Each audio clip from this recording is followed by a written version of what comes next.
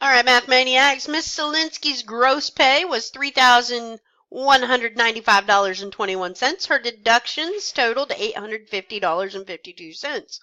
What percent of her gross pay was take-home pay? So the first thing I need to do is find take-home pay.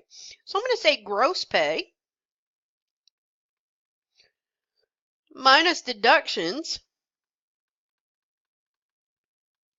equals net pay or take-home pay. So in this problem, her gross pay is $3,195.21.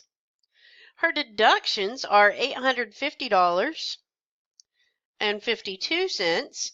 So if I put that in my calculator,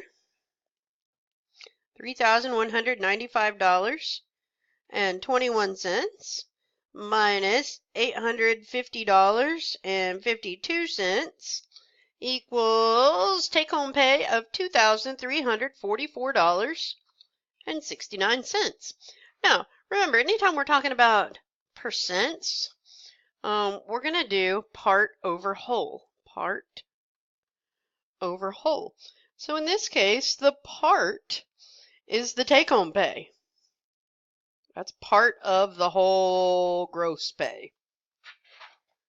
Okay, and then the gross pay was $3,195.21. All right, I'm going to divide that. 3195.21 equals, and I get a big decimal number, but I'm going to round this.